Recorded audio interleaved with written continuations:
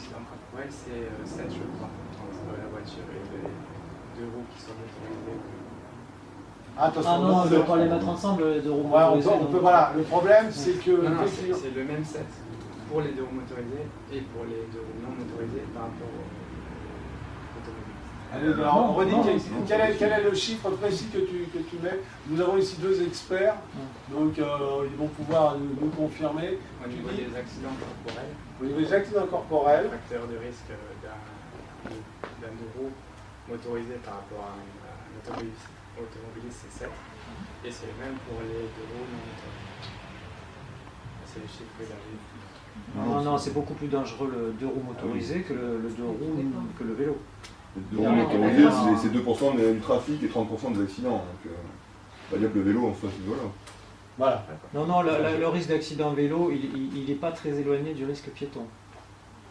J'avais vu un tableau justement où il comparait en fonction de la tranche d'âge et de voiture et vélo. Et en l'occurrence, sur la portion 18, je sais plus, 18-30 ans, c'était 7 accidents au million de kilomètres contre 40 pour la voiture. Enfin, pour dire, il y avait une grosse différence. Et après, en fonction de l'âge, ça se tasse, voire même après 60 ans, ça passe un petit peu au-dessus par rapport à la voiture. Mais jusqu'à 50 ans, c'est moins dangereux, il y a moins d'accidents à vélo. Alors, on va simplement retenir que la sécurité, c'est la principale réticence par rapport au fait de prendre le vélo. On va prendre ça comme réalité. Et en rajoutant bien que tous ceux qui prennent le vélo quotidiennement, au bout d'un certain temps, ils se rendent compte que, en fait, il y a un ressenti de risque. On a moyen de diminuer très fortement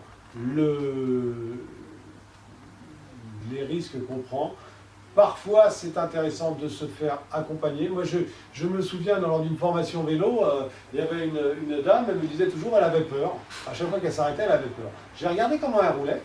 Et en fait, quand elle arrivait à une intersection, elle ne descendait pas de sa selle. Ne descendant pas de sa selle, elle ne pouvait pas poser le pied par terre. Et donc, elle se sentait en danger. Parce que normalement, quand on descend, quand on arrive, un cycliste qui a un petit peu l'habitude, quand il arrive à une intersection, qu'est-ce qu'il fait? Il descend de sa selle, il se met sur sa pédale, et depuis sa pédale, il met le pied par terre. Et là, il est en parfaite sécurité. Quelqu'un qui ne sait pas faire ça, alors là, effectivement, il y a un sentiment de danger en permanence. Et la première chose à faire, c'est effectivement recommencer, peut-être éventuellement se faire encadrer pour vérifier qu'on ne commet pas ce genre d'erreur.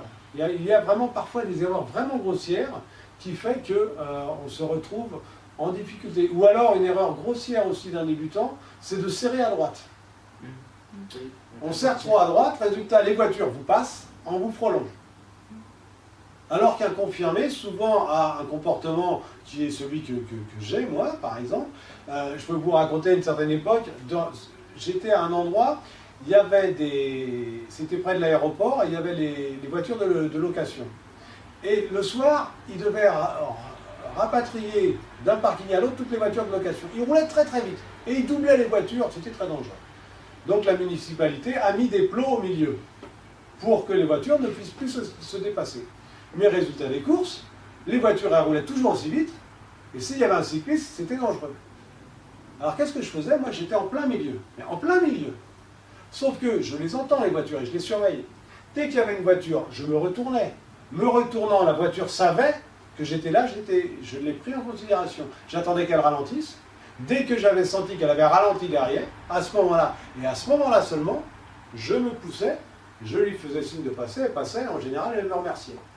Mais le débutant qui, lui, a peur parce que les voitures roulent vite, il va se mettre sur le côté, et là, la voiture, elle va passer. Donc, il y a toute une interaction à faire, parce qu'à côté de ça, je connais des gens qui se mettent au milieu de la route en disant « comme ça, les voitures me voient », mais qui ne vérifient pas que les voitures les voient. Ah, ça, c'est dangereux. Il y a vraiment toute une interaction à faire, et ça s'apprend avec la pratique, et au fur et à mesure, le risque objectif descend énormément, et avec un petit peu quelques petites règles de base comme ça, on peut circuler en toute sécurité 300 jours par an, 365 jours par an, et il n'y a aucun problème.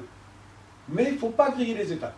Si on prend un rond-point par exemple, il y a le comportement du débutant, le comportement du confirmé, ce sont deux comportements différents. Ce qu'il faut, c'est pas passer de l'un à l'autre sans savoir.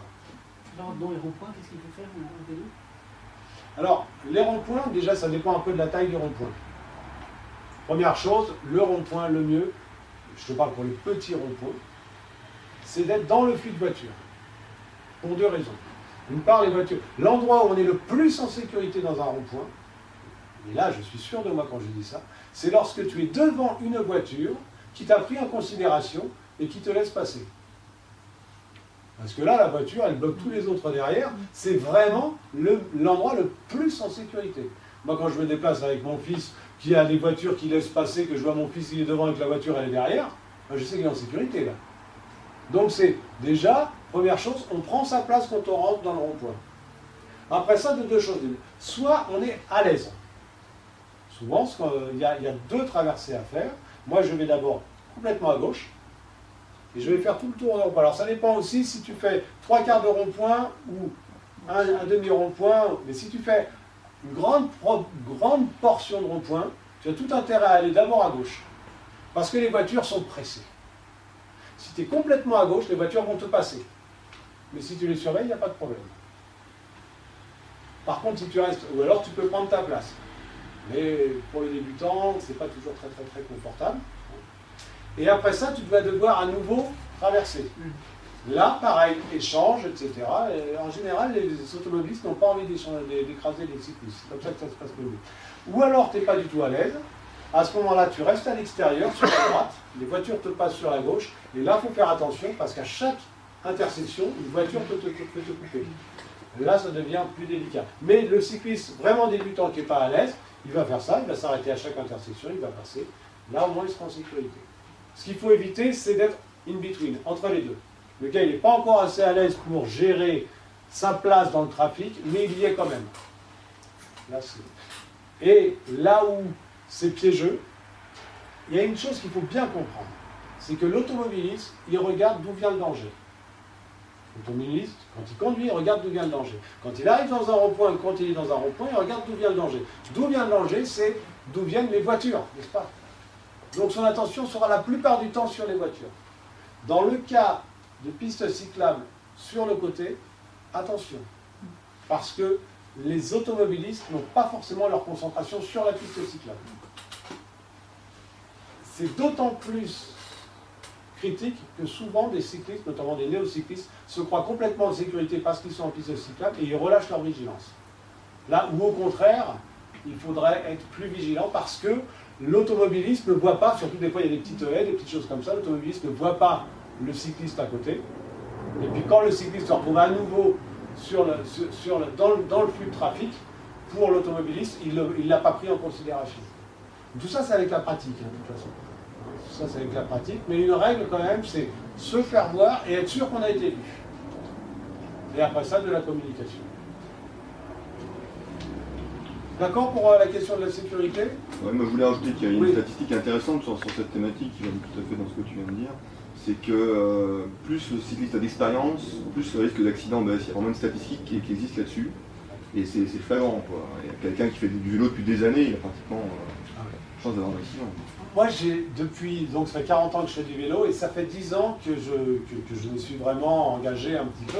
Donc ça fait 10 ans que j'essaie d'observer les comportements des néocyclistes en comprenant pourquoi finalement, depuis 40 ans, j'ai jamais eu d'accident. Il va quand même y avoir une raison, quoi. Je me suis quand même retrouvé statistiquement dans des tas de situations qui seraient accidentogènes pour des débutants. Et j'ai souvent vu des erreurs de ce genre-là. Comme ça, une fois, je me souviens, c'était très net. J'arrive, il y avait une intersection et une voie qui arrivait de droite. Un stop. Comme ça. J'arrive. Donc alors, les voitures de droite étaient prioritaires par rapport à moi. Une voiture arrive devant moi, elle s'arrête, elle ralentit. Moi, j'arrive, je me mets à gauche. Un cycliste arrive, il se met à droite. La voiture démarre, elle tourne. Et le cycliste, il a failli se faire renverser. Et en fait, mais après ça, il a gueulé, quoi, le cycliste. Et puis moi, je me suis dit, mais oui, mais en fait, moi, c'est instinctif, jamais je me serais mis à droite. Jamais je me serais mis à droite, parce que les seules voitures, soit elles arrivent de ma droite, à ce moment-là, si je suis suffisamment sur la gauche, je la vois, je la laisse passer, soit elles sont en face, je la vois, je la laisse passer, soit elle est en face, elle va tourner, je l'ai vue, je la laisse passer, soit elle est sur la même route que moi, elle peut soit aller à droite, et si je suis à sa droite, je me fais piéger, soit elle va tout droit, et si je reste sur la gauche, il n'y a pas de problème. C'est des tas de choses, avec la pratique, on s'en rend même pas compte. Toi-même, Florian, tu as plein de comportements. Je ne sais pas si tu as commencé à analyser la différence entre tes comportements et ceux des néocyclistes. Des fois, c'est vraiment étonnant. Les gars se mettent en danger, ils n'ont aucune idée du fait qu'ils se mettent en danger. Et toi, tu arrives, tu es expérimenté, et tu te dis, pourquoi je ne le fais pas? Les portières de voiture. Mais moi, je le vois parce que un cycliste expérimenté, et qui fait beaucoup de kilomètres, il est très influencé par la qualité du revêtement. Donc il roule comme ça. Il est toujours en train de rouler comme ça. Donc il est en permanence en train de savoir s'il y a des voitures derrière. Parce que s'il y a une grosse bouche d'égout, il va l'éviter. Mais il va l'éviter que s'il n'y a pas de voiture derrière. Parce que s'il y a une voiture derrière qui fait un écart, il se fout dedans. Donc il sait en permanence. Mais des fois, il va être obligé de l'éviter sur la droite. Et là, qu'est-ce qu'il fait? Automatiquement, il va regarder si les voitures qui sont sur la droite sont dangereuses ou pas. Et ça, je le disais sur l'excellent site de Philippe. Je le disais hier, tu as mis un truc superbe là sur est-ce que les roues sont braquées, est-ce qu'il y a des feux stop, est-ce qu'il y a quelqu'un dans la voiture, toutes ces choses-là, le cycliste expérimenté, automatiquement il va le voir. Il a une sorte de... Mais c'est une habitude. Et en règle générale, on est toujours, moi par rapport, si ici c'est les voitures, en fait, stationnées, en fait je suis là. Je suis toujours là. Je suis toujours là, je surveille, je sais toujours ce qu'il y a derrière moi. Je sais toujours ce qu'il y a derrière moi. Toujours. Ça, je sais toujours ce qu'il y a derrière moi. Donc je sais si je peux me rabattre ou pas. Ça, c'est un truc. Moi, j'ai pas de rétro parce que c'est culturel. J'ai commencé à rouler sans rétro. Je recommande quand même le rétro parce que c'est super. Par exemple, en moto, j'ai toujours 2 rétros. Je ne sais pas rouler en moto sans rétro. En revanche, à vélo, je roule toujours sans rétro. D'ailleurs, un petit détail ostéopathique, c'est que je tourne mieux la tête à gauche qu'à droite. Et la plupart des cyclistes sont comme ça. Je ne sais pas si vous l'avez déjà remarqué, mais le cycliste du quotidien, essaye, quand tu es sur ton vélo, essaye de regarder derrière par la droite, ou de regarder pas derrière par la gauche. On regarde beaucoup plus facilement derrière par la gauche, parce qu'on l'a fait des milliers de fois. Alors que regarder derrière par la droite, on ne le fait pas, et finalement, après 40 ans de pratique, le coup il tourne mieux à gauche qu'à droite. Mais pour faire un parallèle assez étonnant, moi j'ai constaté que le cycliste est finalement meilleur skieur. Alors, pas d'un point de vue technique, mais d'un point de vue attention aux autres. Parce que sur une piste, on voit des gens qui ont des trajectoires de partout, et le cycliste a une vision périphérique, il est habitué à regarder tout ce qui est en mouvement autour de lui pour détecter la voiture qui vient de se garer, le piéton qui va sortir, etc. Et ça se voit sur la piste de ski. Absolument, oui, tout à fait. J'ai eu l'occasion de rouler j'avais un voisin qui, pour des raisons personnelles, médicales, a commencé le vélo à 12 ans, pas avant. Et j'ai roulé avec lui, j'ai fait les premières sorties. Et c'était fou parce que je le voyais prendre des risques que lui ne voyait pas du tout. Et en fait, c'est là que j'ai compris que le cycliste expérimenté, c'est comme s'il voyait des bulles, il met des bulles de protection un peu partout. Il voit des bulles de danger potentiel. À un moment, ce garçon s'est arrêté, il y avait une voiture arrêtée devant, il est passé derrière. Je lui dis, attends, c'est super dangereux. Oui, c'est dangereux. Je dis, mais si la voiture était arrêtée, si elle recule, ça ne lui avait absolument pas effleuré l'esprit. Ou alors, à des endroits, il y a un stop, il y a une voiture, je dis, attention, t'es passé sans ralentir, il y avait une voiture, ben là, un stop. Oui, d'accord, mais si elle le grille, le stop, tu fais quoi? Et au fur et à mesure, il y a toutes ces... Et ça, c'est par des anecdotes. Ça se renforce avec la pratique. Mais ce qui est intéressant, c'est éventuellement... Voilà. Ce qui est intéressant, c'est éventuellement de rouler avec quelqu'un. Parce que, pour pouvoir se faire un peu accompagner, se faire conseiller... C'est un apprentissage qui forcément n'arrive pas en un jour, d'où l'importance de se faire conseiller. Il y a des vélo-écoles aussi, qui ne sont pas réservés qu'aux enfants. Et une petite anecdote, il y a les Belges, une association belge qui s'appelle le GRAC, c'est l'équivalent de la FUB, et qui ont diffusé des vidéos qui sont à mourir de rire, parce qu'elles associent un néocycliste qui a été accidenté de la route et qui était reconverti en cycliste, c'est l'homme qui valait 3 milliards en fait. C'est-à-dire qu'on le montre en situation, et tout ce qu'il est capable d'enregistrer comme information, ils ont mis des petits bruits de l'homme, du surhomme, et de l'homme qui valait 3 milliards. Et en fait, ça amène la réflexion suivante, c'est que, ouais, finalement, on est quand même, nous cyclistes, on est quand même devenus assez affûtés, quoi. Oui, oui. Mais bon, c'est un truc normal, hein. C'est une évolution normale, mais finalement, on est capable de traiter un nombre d'informations à la seconde assez impressionnant. Mais ça arrive à tout le monde. Allez, on va passer sur les autres. Oui. J'avais juste un truc pour aller dans le même sens que l'histoire du rond-point. En fait, ce qui est important par rapport aux automobilistes, c'est aussi de donner les intentions. Donc de pas faire n'importe quoi, changer de décision et de ne pas avoir peur de ses décisions en fait. Parce que le cycliste anticipe ce que va faire le vélo en fonction et du coup il va s'adapter. Si on change d'avis toutes les demi-secondes, l'automobiliste il ne sait pas quoi faire et c'est là qu'il y a beaucoup plus d'accidents. Le tourisme est dangereux. Allez, on va continuer sur les autres réticences. La pollution. Alors là, c'est un manque d'information. Il y a eu des études qui ont démontré que l'air le plus pollué en ville, c'est l'air des habitacles de voitures. Parce que les capteurs d'air dans les habitacles de voitures sont juste devant et juste en face des pots d'échappement de la voiture qui précède. Un cycliste, quand il est sur le bord, en plus il est bien au-dessus, on sait bien que le CO2 il reste en bas, les polluants restent en bas, le cycliste il est bien au-dessus, et finalement, le cycliste respire un air beaucoup moins pollué que l'automobiliste. Alors, il y a un contre-argument par rapport à ça, c'est que des gens vont dire, oui, mais le cycliste, il ventile beaucoup plus. Parce qu'effectivement, le cycliste va respirer beaucoup plus d'air parce qu'il est en plein effort, etc. Là, si on se place sur ce point de vue physiologique, c'est exact que le cycliste qui ventile beaucoup plus que l'automobiliste va avoir plus de polluants, mais d'un autre côté, les bienfaits du fait qu'il fait cet exercice physique compensent largement ce peu de pollution qu'il va inhaler par rapport à s'il n'était pas en plein effort.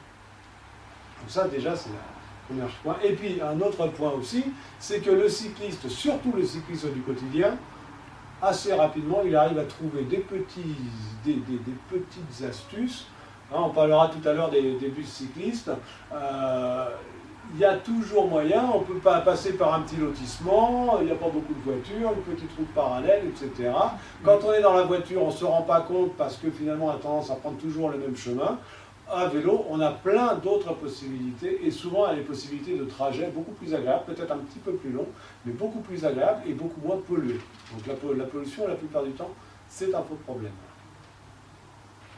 La fatigue.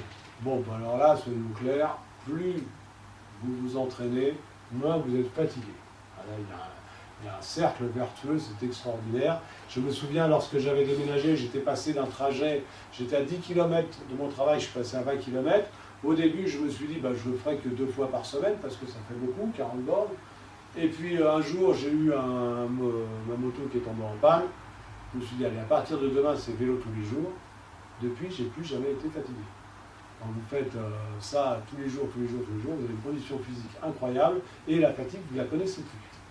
Ça, nous sommes des mammifères conçus pour courir 4 heures par jour. 4 heures pour aller chercher la nourriture et 4 heures pour échapper aux prédateurs. Et on est conçus pour courir 4 heures par jour, en plus avec le ventre vide. Donc vous imaginez bien. Moi, je l'ai vraiment, cette phrase que je viens de vous dire, je l'ai réalisée le jour où j'ai fait 2 heures de vélo par jour. Le jour où tous les jours je fais 2 heures de vélo, je me suis dit, mais on est conçu pour ça. On est vraiment fait pour ça. Et, écoutez, c'est pas dur. Alors là, je vous raconte une anecdote, je ne peux pas y résister. Il y a eu des études aux États-Unis, ils ont interrogé les gens, ils ont dit, qui vous admirez le plus entre le Dalai Lama et puis, qui c'était cet auteur-là, cet acteur de cinéma célèbre, là, comment, bon, un jeune... Non, pas Bruce Willis, c'était celui qui avait dans Top Gun. Tom Cruise. Tom Cruise, voilà, Tom Cruise. Et alors tout le monde, moi, j'admire plus le Dalai Lama. Ok, d'accord. Maintenant, quelle vie vous voudriez avoir? Celle du Dalai Lama ou celle de Tom Cruise? Hop, on part sur Tom Cruise. Eh bien moi je vous propose un autre truc. Vous imaginez, vous faites une analyse sanguine ou une analyse de cohérence cardiaque sur toute l'année d'un Dalai Lama ou d'une personne qui médite ou d'une personne qui se déplace à vélo, et d'un Tom Cruise ou d'un chef d'entreprise, ou quelque chose comme ça. Vous allez voir que le taux d'endorphine, l'hormone du plaisir, ou le taux de dopamine, l'hormone du stress, va être très différent. Et si vous montriez aux personnes, voilà quelle analyse sanguine moyenne vous voudriez avoir, celle de ce monsieur ou celle de celui-ci, ben je peux vous dire que la plupart des gens, ils choisiraient l'analyse sanguine du cycliste. Parce que 20 minutes de vélo égale 6 heures d'endorphine. Une engueulade en voiture égale quelques heures de C'est tout bête, mais en plus de ça, nous sommes conçus pour être dopés en longueur de temps d'endorphines, qui sont les hormones du plaisir. Normalement, physiologiquement, à courir 4 heures par jour, nous devrions être toujours saturés d'endorphines. Or, qu'est-ce qui se passe dans nos vies sédentaires? On est carrément... on déborde de toxines qu'on n'a pas éliminées, etc. Et ça me fait arriver à la réticence qui souvent est très très haute, qui est la transpiration. Alors la transpiration, j'ai un discours très bien rodé sur la transpiration, que je vais vous faire juste après cette petite anecdote. Une fois, j'étais en train de faire une conférence sur les avantages, les inconvénients, et j'étais sur ce sujet-là. Et j'ai expliqué cet argumentaire. Et ensuite, Jean-Luc Saladin, docteur Saladin, qui a préfacé mon livre, avec qui je faisais la conférence, il a rajouté, vous savez, dans le corps, il va stocker les toxines. Il a 3 moyens de stocker les toxines.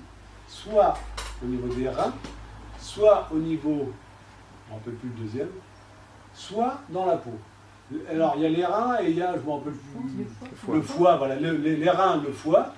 Et le problème, c'est qu'il y a beaucoup de toxines, le corps ne les stocke pas dans les reins ou dans le foie pour ne pas les abîmer. Donc, il le stocke dans la peau, en attendant que la sueur leur permette d'éliminer. Donc, le corps, il n'est pas bête du tout, il dit, ces toxines, elles sont dangereuses, je ne peux pas les éliminer ni par les reins, ni par le foie, je les mets dans la peau, comme ça je les mets de côté, et j'attends que les boueurs, ils passent. Et là, il abarque tout avec la sueur. Et ouais, mais quand on ne transpire plus. Et ouais, et on en est en plein dessus. Alors, d'expérience, ayant connu beaucoup de personnes qui se sont mis au vélo, au début, peut-être, on peut arriver à transpirer un peu, à avoir des odeurs un peu odorifères, parce que justement, on a plein de toxines qui ne sont pas éliminées, mais quand on fait du vélo très très très régulièrement, ce problème disparaît et on s'adapte. Mais de toute façon, et là je vais vous sortir ce fameux argumentaire, nous ne sommes pas égaux face à la sueur. Moi j'ai la chance, je suis quelqu'un qui transpire peu. En plus, n'ayant jamais arrêté de faire du vélo depuis l'âge depuis toujours, il n'y a pas, je veux dire, les gamins, hein, quand ils sont à l'école, en maternelle ou en primaire, quand ils jouent au foot, ils rentrent ensuite, après avoir bien joué au foot, ils ne demandent pas à prendre une douche. Hein. Ils s'en foutent, ils rigolent encore un peu, mais ils ne sont pas là-dessus. En revanche, il y a des gens qui transpirent beaucoup. Alors les gens qui transpirent beaucoup, ben, ils sont obligés de gérer ce problème avec la transpiration. Et ce problème, ils l'ont tout le temps. La personne, alors ils l'ont quand ils viennent à vélo, soit, peut-être, un peu.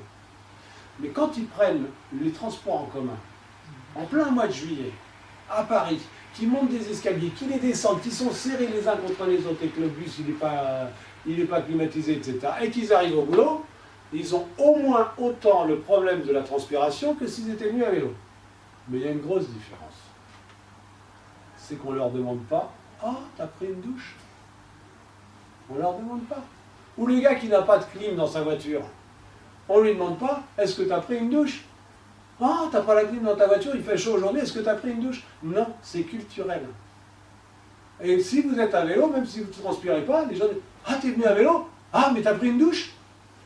Quand vous voyez les policiers à vélo qui prennent 3 ou 4 fois leur vélo dans la journée, ils ne vont pas se prendre une douche à chaque fois. C'est essentiellement culturel. Alors là, il y a un petit effort à faire. Alors ceux qui ont la chance de ne pas transpirer, mais ceux qui transpirent, ils n'ont pas plus de problème avec leur vélo que s'ils sont venus avec une voiture qui n'a pas la clim ou s'ils ont venu en transport en commun.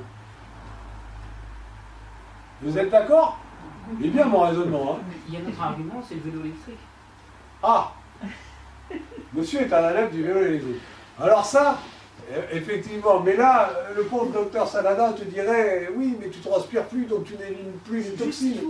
Juste ce qu'il faut. Effectivement, le vélo à l'assistance électrique, c'est effectivement une réponse à cette question, parce qu'effectivement, et d'ailleurs, comme c'est limité à 25 km/h, ça, on monte sans effort à 25 km/h, et puis après ça, il faut forcer pour dépasser les 25, c'est psychologiquement absolument terrible. Alors que sur un vélo normal, vous forcez pour aller jusqu'à 25, vous forcez un peu plus, vous êtes à 30, 35, alors que sur un vélo, moi je vais moins vite en vélo électrique qu'en vélo normal. Je dis que je suis en vélo électrique, j'arrive sur cette limite, oh, ça me gonfle, ça m'énerve. Donc je lâche et j'attends que ça se passe. Alors que sur un vélo normal, je pousse, et je vais bien plus vite finalement. Donc effectivement, le vélo à assistance électrique, et il a aussi la solution notamment, bon moi je suis quelqu'un d'un peu particulier, les jours où il pleut, quand j'avais 20 km, les jours où il pleut, je prends la moto.